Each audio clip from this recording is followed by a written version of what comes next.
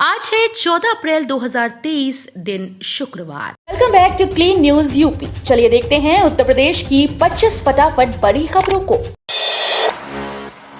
अतीक अहमद का बेटा असद अहमद ढेर, झांसी में यूपी पुलिस ने किया एनकाउंटर।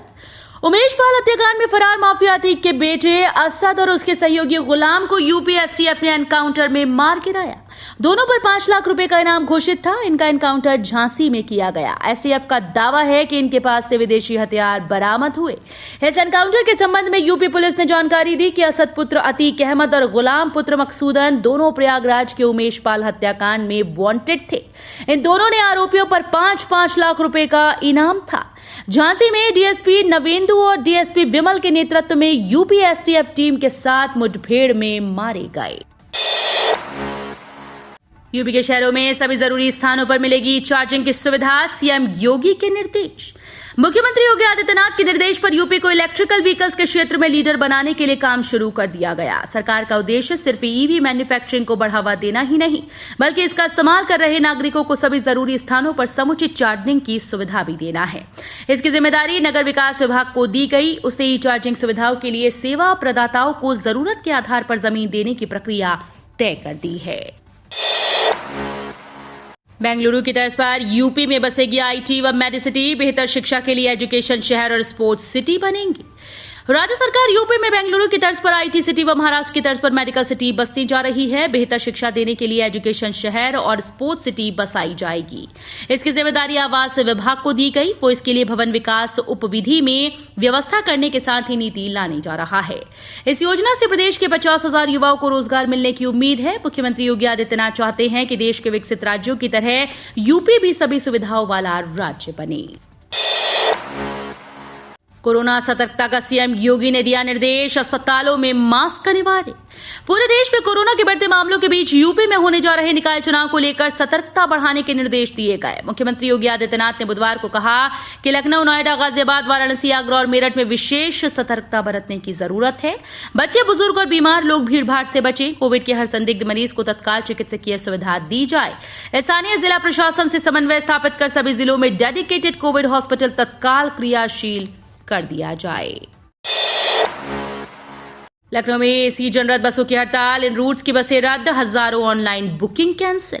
यूपी की राजधानी में गुरुवार सुबह एक नई परेशानी खड़ी हो गई जब लखनऊ में एसी जनरल बसों की हड़ताल शुरू हो गई। लखनऊ में जनरल बसों के ड्राइवर और कंडक्टर्स ने हड़ताल शुरू करके बसों को बंद कर दिया, जिससे कई रूट की यात्रा ठप हो गई। वहीं बसों के इंतजार में यात्री परेशान होते दिखे। कहा जा रहा है कि आरएम के मनमानी आदेश के खिलाफ भड़के ड्राइवर और कंडक्टर्स ने बसों को बंद करके हड़ताल का ऐलान कर दिया। गुरुवार सुबह शुरू हुई हड़ताल से बस अड्डों पर यात्रियों की भीड़ जमा होना शुरू हो गई। यूपी निकाय चुनाव मिशन फतेह के लिए सीएम योगी खुद संभालेंगे कमान, करेंगे ताबड़तोड़ जनसभाएं। उत्तर प्रदेश में निकाय चुनाव ऐलान के बाद से राजनीतिक सरगर्मियां तेज हो गई। प्रदेश में सत्ताधारी बीजेपी ने दोबारा दबदबा कायम रखने के लिए पूरी ताकत झोंक दी। यूपी निकाय चुनाव मिशन फतेह की कमान खुद सीएम योगी ने संभाल रखी है। साथ में दोनों डिप्टी सीएम ब्रजेश पाठक और केशव प्रसाद मौर्य और प्रदेश अध्यक्ष भूपेंद्र चौधरी लगे हुए हैं। 75 जिलों में से सीएम और डिप्टी सीएम 25-25 जिलों में मोर्चा संभालेंगे। इसके साथ सीएम योगी कुछ सीट्स पर ज्यादा देंगे। राम जन्मभूमि व यात्रियों की सुविधा को लेकर हुई बैठक, अफसरों ने परिसर का किया निरीक्षण। अयोध्या में राम जन्मभूमि की सुरक्षा और यात्रियों की सुविधा को लेकर श्री राम जन्मभूमि न्यास कार्यशाला में गुरुवार को बैठक हुई। बैठक में एडीजी सुरक्षा, ADG law and order, IG, DIG, PAC के वरिष्ठ अधिकारी, सीआरपीएफ के वरिष्ठ अधिकारी और खुफिया परिसर का भी निरीक्षण किया गया। आगरा में यमुना के पानी से अब नहाना भी खतरनाक, ताजमहल के पीछे सबसे ज्यादा मैली। ताजनगरी आगरा की यमुना का पानी पीने लायक तो छोड़िए, नहाने के काबिल भी नहीं बचा है। विज्ञानियों की माने तो इससे अब खेती करना ठीक नहीं। सबसे बड़ी बात यह है कि नदी ताजमहल के पीछे ही सबसे ज्यादा मैली है। प्रदूषण नियंत्रण बोर्ड लगातार यमुना जल की मॉनिटरिंग कर रहा है। अब स्ट्रीम कैलाश और डाउन स्ट्रीम ताजमहल के पीछे पानी के नमूने लिए जाते हैं। हमेशा ताजमहल के पीछे ही यमुना सबसे मैली पाई जाती है। नदी को शुद्ध करने के लिए करोड़ों रुपए की योजनाएं बनी, खजाना फूंक दिया गया, लेकिन यह हालत लगातार बनी हुई है। यूपी निकाय चुनाव से फंसी विश्वविद्यालय परीक्षाएं, चलेंगे पेपर, संशय में छात्र। मेरठ सहारनपुर मंडल में चल रही चौधरी चरण सिंह विश्वविद्यालय की वार्षिक और सेमेस्टर परीक्षाएं निकाय चुनाव में फंस गईं। 4 और 11 मई को मतदान और 13 मई को मतगणना होने से कॉलेजेस में परीक्षाएं करना असंभव होगा। मतदान से ठीक पहले ट्रेनिंग बूथ निर्माण और एक दिन बाद छुट्टी होने से भी पेपर नहीं हो सकेंगे। चुनाव के चलते विश्वविद्यालय में 1 से 14 मई तक की परीक्षाओं में संशोधन की संभावना है। जल्दी कुलपति की अनुमति मिलने पर विश्वविद्यालय बदलाव की घोषणा करेगा। अतीक अहमद के बेटे असद का एनकाउंटर, सीएम योगी ने की अफसरों की तारीफ, बैठक कर कानून व्यवस्था का लिया जायजा। उमेश पाल हत्याकांड में फरार चल रहा माफिया अतीक अहमद का बेटा असद अहमद और शूटर गुलाम के एनकाउंटर पर मुख्यमंत्री योगी आदित्यनाथ ने प्रतिक्रिया दी है। उन्होंने अधिकारियों की तारीफ की और वरिष्ठ अफसरों के साथ बैठक की। मुख्यमंत्री योगी ने यूपी एसटीएफ के साथ यूपी डीजीपी, स्पेशल डीजी और पूरी पुलिस टीम की सराहना की। प्रमुख सचिव गृह संजय प्रसाद ने इस एनकाउंटर की जानकारी मुख्यमंत्री योगी को दी। इस पूरे मामले की रिपोर्ट मुख्यमंत्री योगी को सौंप दी गई। यूपी निकाय चुनाव के लिए आपकी पहली लिस्ट जारी, वाराणसी से शारदा टंडन को मेयर का टिकट। उत्तर प्रदेश नगर निकाय चुनाव को लेकर आम आदमी पार्टी ने अपनी 143 उम्मीदवारों की पहली लिस्ट जारी कर दी। आप सांसद संजय सिंह ने इस लिस्ट को जारी किया, जिसमें आपने यूपी में नगर पालिका परिषद के चेयरमैन पद के लिए 40, नगर पंचायत चेयरमैन पद के लिए 97 और मेयर के लिए 6 उम्मीदवारों के नाम का ऐलान। यूपी नगर निगम चुनाव के लिए मेरठ से ऋचा सिंह, प्रयागराज से मोहम्मद कादिर, अलीगढ़ से राजकुमार, गोरखपुर से रमेश शर्मा, फिरोजाबाद से राजकुमारी वर्मा और वाराणसी से शारदा टंडन को मेयर का टिकट दिया है। तो बात चलकर ढुलाई स्पेशल फेल, 1 माह में 1 किलो भी पार्सल नहीं।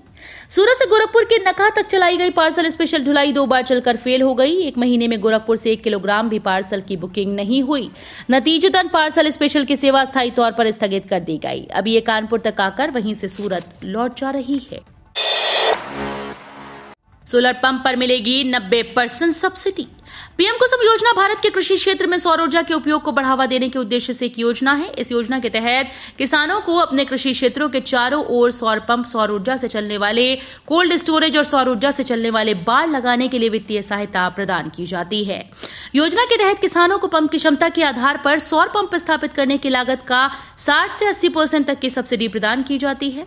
शेष लागत किसान वहन करता है। इस योजना का उद्देश्य किसानों को सिंचाई उद्देश्यों के लिए डीजल पर निर्भरता कम करने में मदद करना है। सपा ने मेयर के लिए काजल निषाद पर खेला दांव, दिग्गजों के बीच बाजी मार ले गई अभिनेत्री। गोरखपुर नगर निगम के मेयर पद के लिए उम्मीदवार के तौर पर समाजवादी पार्टी ने भोजपुरी अभिनेत्री काजल निषाद पर दांव खेला। बुधवार की देर शाम पार्टी ने उन्हें अपना उम्मीदवार घोषित कर दिया। पार्टी के पदाधिकारियों व कार्यकर्ताओं में ही नहीं बल्कि गोरखपुर से लेकर लखनऊ तक पूरे सियासी गलियारे में काजल के नाम को लेकर चर्चा गरमाई रही। खुद पार्टी के कई नेताओं को काजल के उम्मीदवार बनने से झटका लगा है।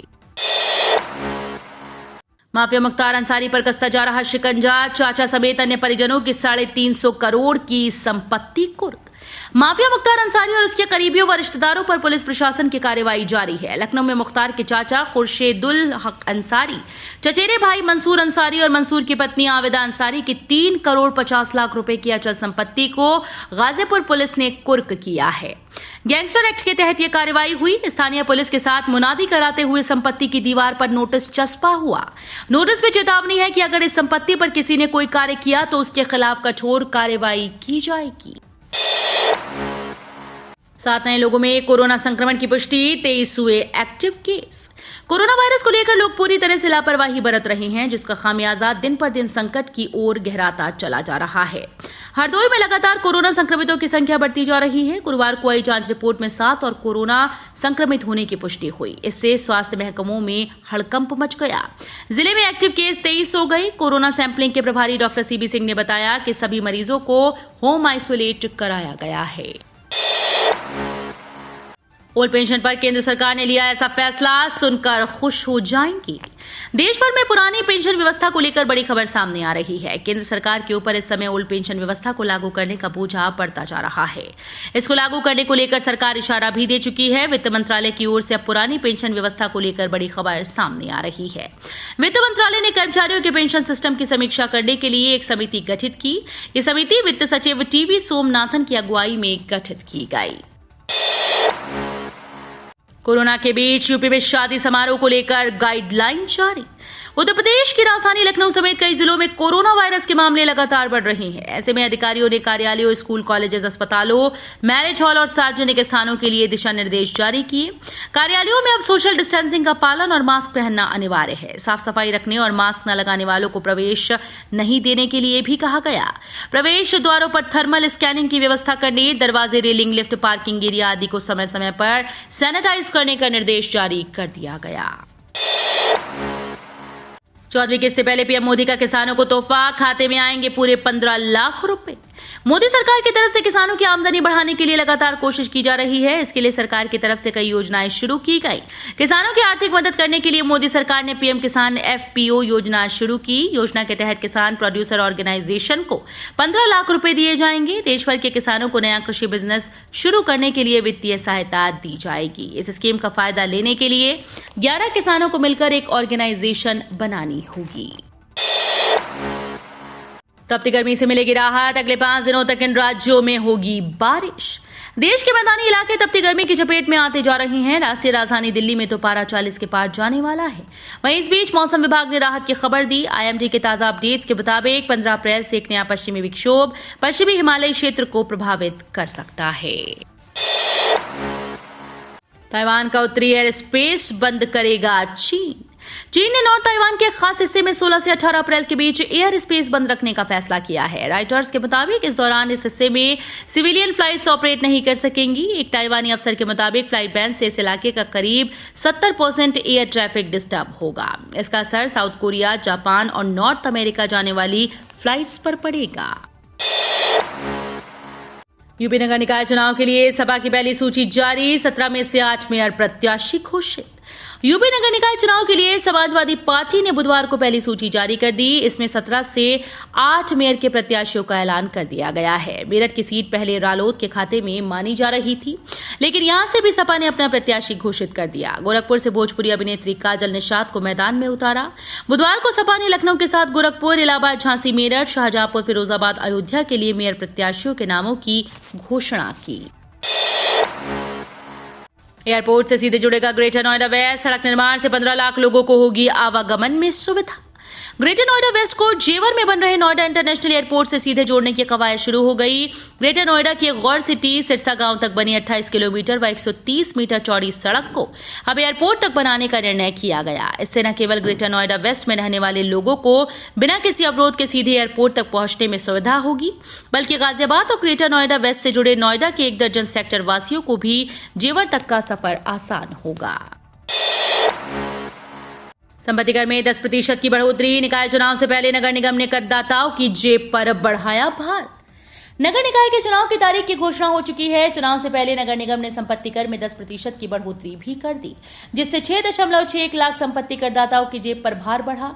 इस साल ये संपत्ति कर और अधिक बढ़ सकता है। डीएम सर्कल रेट के आधार पर भी टैक्स का निर्धारण होने की संभावना है, क्योंकि नगर आयुक्त ने अपने पत्र में स्पष्ट किया कि डीएम सर्कल रेट के आधार पर संपत्ति कर बढ़ाने के संबंध में शासन को पत्र भेजा गया है।